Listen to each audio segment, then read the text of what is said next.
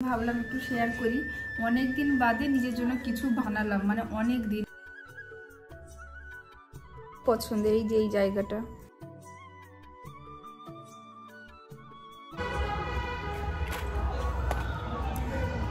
আজকে 31শে ডিসেম্বর। 31শে ডিসেম্বরের সন্ধ্যাবেলা থেকে ব্লগটা শুরু করি। কয়েকদিন একটু শরীর ভালো ছিল না, তার সঙ্গে কষারিয়া গেছিলাম, তো সব কিছু মিলেমিশে আর আমার ব্লগটা করা হয়নি। কিন্তু না, বছরের শেষ দিন আমি ব্লগটা স্টার্ট করলাম, কারণ আমি 1 জানুয়ারি ব্লগটা শেয়ার করতে চাই। ওই জন্য আমি কাঠিতে আছি, সন্ধ্যেবেলা এখন রেডি হয়েছি, যাব সোনা দোকানে। কি জন্য কি ব্যাপার চলো যাই, তোমাদেরকে বলছি। সোনার জন্য সোনা কিনতে যাব না নিজের জন্য সোনা কিনতে যাব, তো চলো তোমরা দেখতে থাকো। অ্যাকচুয়ালি কষারি থেকে আমি কাল এসেছি, আজকেই আমার চলে যাওয়ার কথা ছিল, কিছু কারণের জন্য যাইনি। তোমার দাদাভাই বললো আজকে যেতে হবে না, কালকে তো 1 তারিখ, এমনি আমাদের প্রতি 1 তারিখে পুজো দেওয়া হয়। আমি সকালে পুজো দিতে যাব, আর ফেরার পথে আমি তোমাকে নিয়ে বাড়ি চলে যাব। এই যে ফ্ল্যাটের নিচে এখন আমি আর দুষ্টু মাম রেডি হয়ে ঘুরছি। হানি আর অ্যানি আসেনি, ওখানে দুষ্টু মাম আর আন্টি দাঁড়িয়ে কথা বলছে।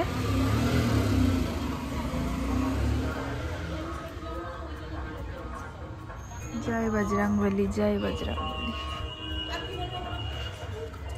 গোপাল আসুক আর গোপালই আসুক, যে আসুক সুস্থ হবে। হ্যাঁ, কোথায়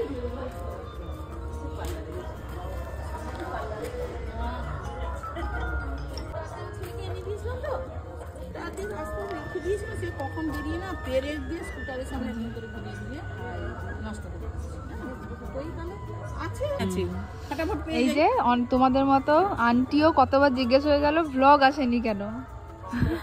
ব্লগটা না পেলে ভালো লাগে না, সারাদিন বসে থাকি, দেখতে ভালো লাগে মেয়েদের কথা, মেয়েদের ছোট ছোট মেয়েদের। আন্টি আমাদেরকে খুবই ভালোবাসে, কারণ ওইখানে পাশে দুষ্টু মাম ভাড়া থাকতো, একদম বাড়ির পাশে, তো সেখান থেকেই আন্টির সঙ্গে আমাদের এতটা পরিচয়। মোটামুটি ব্লগ আসেনি কেন আজকে দেখতে পেয়ে জিজ্ঞেস। ভালো লাগে ব্লগগুলো, বাচ্চা বাচ্চা মেয়েরা কথা বলে ভালো লাগে আমার, ওই জন্য আমার ভালো লাগে। আর ওই যে ভাই মাসির ছেলে, হ্যাঁ, যাদবপুর থেকে কি পাস করলো গো? যাদবপুর থেকে পাস করলো ইঞ্জিনিয়ারিং পাস করলো, বেরিয়ে গেল না, বেরিয়ে চাকরি পেয়ে গেছে। এখন আবার এই রাজ্যপালের কাছ থেকে পুরস্কারও পেলো, ভালো রেজাল্টের জন্য। এত ভালো রেজাল্ট করেছে।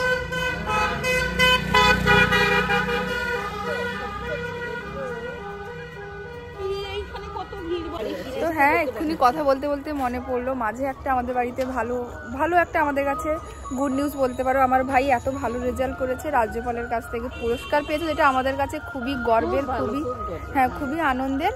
আর ভাই অলরেডি সার্ভিস পেয়ে গেছিল, আবার রিসেন্ট 2-3 দিন আগে নতুন একটা অ্যাপয়েন্টমেন্ট পেয়েছে, সেটা আরও অনেক বড় কোম্পানি, অনেক ভালো জায়গায় ভাই চান্স পেয়েছে।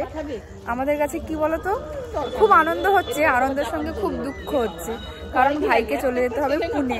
যাই হোক, কলকাতায় থাকতো, আমরা ছুটে গিয়ে দেখা করে চলে আসতে পারতাম ইচ্ছে হলে, এটাই। বাট আমাদের কাছে খুব গর্বের আর আনন্দেরও বটে। এই যে রেডি হয়ে এলো,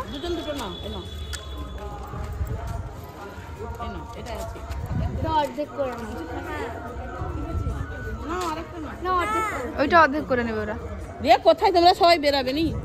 বাজারে ওদের জুতো নতুন স্কুলে ওদের জুতো কেনা। বলতে বলতে বিয়ে বাড়ি এগিয়ে এলোই বলে, তো ওই জন্য কিছু কিছু কাজ আমাদেরকে তো কমিয়ে রাখতে হবে। তো আজকে গেছিলাম কনের জুতো কিনতে। আমার বিয়ের সময় কি করেছিলাম যেন, একদম সিম্পল একটা চপ্পলের মতো জুতো কিনেছিলাম, মা আমাকে যা বকাবকি দিয়েছিল। যাই হোক, আমি আসলে অতটা স্টোনের জুতো একদম পছন্দ করি না, ওই জন্য আমার কেনা হয়েছিল না। কিন্তু এখন মনে করি না, একটু মনে হয় কিনলে ভালো হতো। তো সোনাইয়ের জন্য তাই গেছি, বিয়ের বেনারসি বা লেহেঙ্গার সঙ্গে যাবে এমন কিছু মানে একটু জুতো নেব বলে। তো যাই হোক, অনেক জুতো দেখছিলাম, এইগুলো একটু মানে খুব যে ভালো লাগছে তা কিন্তু নয়। অ্যাকচুয়ালি আমার এগুলো খুব বেশি ভালো লাগে না, বাট বিয়ে পারপাসের জন্য পরতে হবে, ওই জন্যই দেখছিলাম।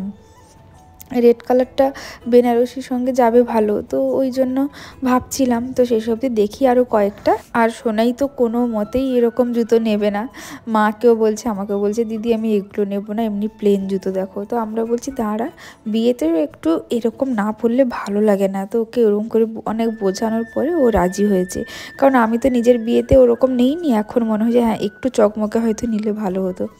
যাই হোক, এই লালটা খুব খারাপ লাগছিল না, মোটামুটি ভালোই লাগছিল বিয়ে রিলেটেড। তো তোমরা জানিও কেমন লাগছে। তো আমিও পাইয়ে দিলাম, মা বলছে তুইও নিতে পারিস। বোনের বিয়েতে আমি জুতো কিনতে এসেছি, কোনে প্লাস কোনের দিদির জুতো কেনা হবে। তোমাকে পুরো চাপে থাকতে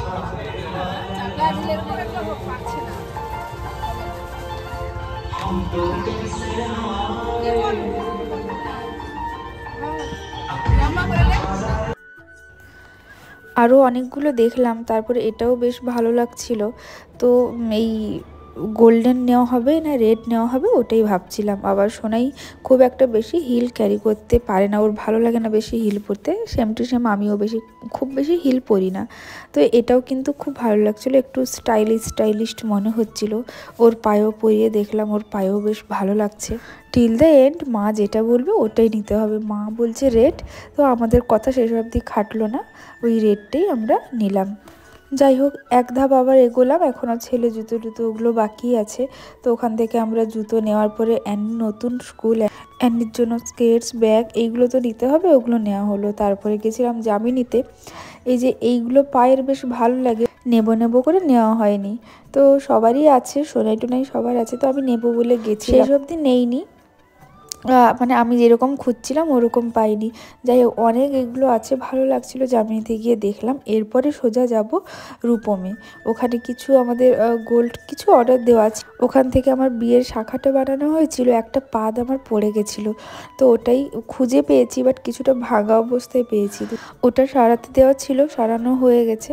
তার সঙ্গে আমার একটা মানে পেন্ডেন্ট ছিল যেটা ভেঙে গেছিলো একদম। তো ওই পেন্ডেন্টটাকে আবার সারানো যেত, কিন্তু ওপর থেকে না একটা দাগ থেকে যেত। তো ওই জন্য পেন্ডেন্টটা ছিল প্রায় 4 গ্রাম মতো, 4.5 গ্রাম মতো, ওটা দিয়ে আর বাকি টাকা দিয়ে একটা সীতাহার আমি অর্ডার দিয়ে এসেছিলাম। তো ওটা হয়েছে নাকি দেখবো বলে গেছিলাম।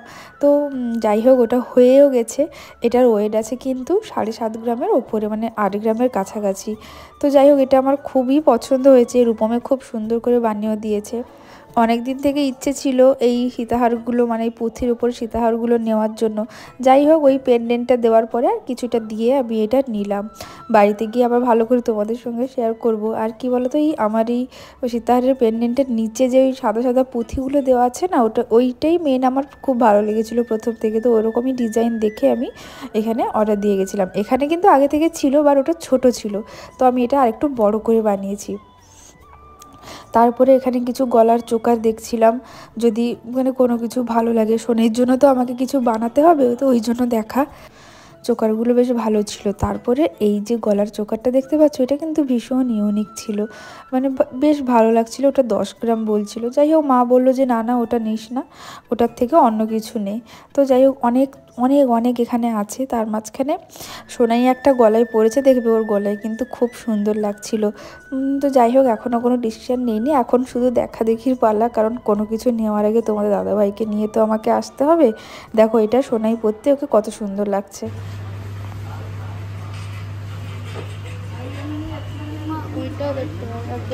দেখলে কি আমি করবো, দেখবে তো না, দেখছি তো পছন্দ হলে দেখবে। আর একটা বলছি, দেখো এইটা দাও, এটা তো পরার জন্য। এটা দেখো, এটার থেকে ওটা তোর গলায় বেশি ভালো লাগছিল। এটাও সুন্দর। এটা তোমার একদম অস্থির মস্তিষ্ক এত চৌড়া পড়া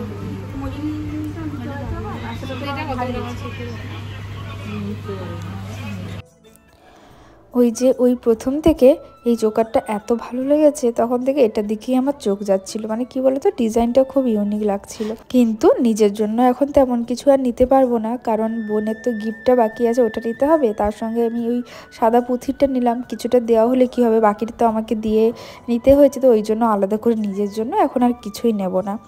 আর এগুলো আমি বললাম দোকানে, কারণ তোমরা অনেকে রূপমের জুয়েলারি কালেকশন দেখতে চাও, তো লাইট ওয়েট কিছু গলার বের করতে। এগুলো কিন্তু সবই 7 গ্রাম, 8 গ্রাম, 5 গ্রাম এরকমই ছিল। তো ওখান থেকে বেরিয়ে তারপরে এসেছিলাম নাইটি দোকানে। দুষ্টু মাম আমরা সবাই একসঙ্গে বেরিয়েছি, তো সোনাই একটা নাইটি নেবে বলছিল, ওর জন্য দুষ্টু মাম এরকম করে নেওয়া হলো। এই বাড়িতে এলাম, তো এই যে জিনিসটা আমার এখন হাতে, একটু আগে খুলেছিলাম, তো ভাবলাম একটু শেয়ার করি। অনেক দিন বাদে নিজের জন্য কিছু বানালাম, মানে অনেক দিন বলতে পারো 1-1.5 বছর বাদে। তাও আমার পুরনো একটা মঙ্গলসূত্র ছিল, বিয়েতে গিফটেডই ওটা। তো কোনটা ভেঙে কোনটা করাচ্ছি তোমাদেরকে পরে দেখাচ্ছি, মানে করেছি ওটা পরে দেখাচ্ছি। তো অনেকদিন এটা ইচ্ছেও ছিল, বেশ ভালোও লাগে। তো ডিজাইনটা কেমন হয়েছে তোমরা জানিও। এই যে অনেক দিনের ইচ্ছে ছিল, তারপরে সামনে বোনের বিয়ে আছে, একটু সাজুগুজু করতে হবে। আমার বোনেরও খুব ইচ্ছে, মানে এটা খুব ইচ্ছে, কিন্তু বোনের ইচ্ছে ও পরে বানাবে, এখন আমি বানিয়ে নিই। আর না হলে আরেকটা উপায় আছে, বিয়ে থেকে এগুলো নিবি, বিয়েতে যদি এগুলো নিবি বলিস তাহলে আমার আর উপকার হয়। হ্যাঁ তখন না, সোনাইরও খুব পছন্দের, এগুলো তুই বিয়ের পরে বানাবি। আমি যেমন বিয়ের পরে আমার অনেকগুলো গিফটের জিনিস, দিদি এর থেকে অনেক সুন্দর জিনিস দেবে, সেই জন্য এটা তোকে বলেছিলাম আমি এর থেকে, আমার অত ক্ষমতা নিয়ে আমি এর থেকে তোকে সুন্দর জিনিস দেবো, আমি যেমন পারবো তেমন দেবো। এই যে এমনি পরেছি, এখন ভালো লাগছে না হয়তো, একটু শাড়ি টাড়ি পরলে, এমনি তো শাড়ি টাড়ির সঙ্গে ভালো যায়। দিদি আমাকে বলে দিয়েছে যে সে কি দিবে আমাকে।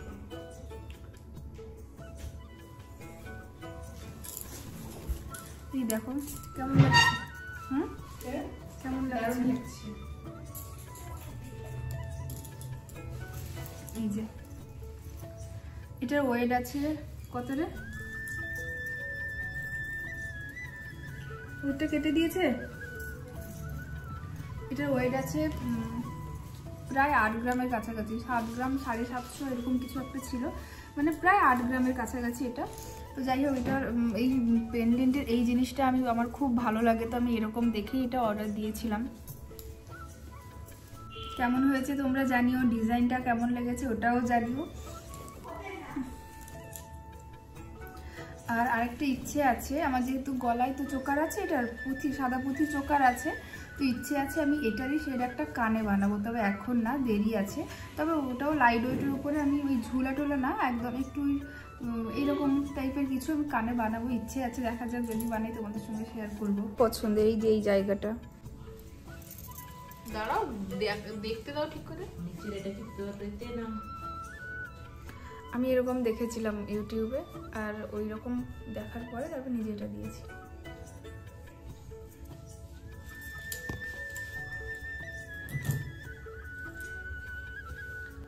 আজকে আমাদের রাতের খাওয়া দাওয়া হয়েছিল বাসন্তী পোলাও আর চিকেন কষা। বাসন্তী পোলাওটা বাড়ির চালেরই হয়েছিল, মানে একদম সিম্পলভাবেই হয়েছিল, রীতাদি বানিয়েছিল, ভীষণ টেস্টি হয়েছিল। কিন্তু যাই হোক, আজকের ব্লগটা কেমন লাগলো বন্ধুরা অবশ্যই জানিও। কাল আসবো নতুন একটি ভালো ব্লগ নিয়ে, ততক্ষণে তোমরা সবাই খুব ভালো থেকো, সুস্থ থেকো, সাবধানে থেকো, টাটা।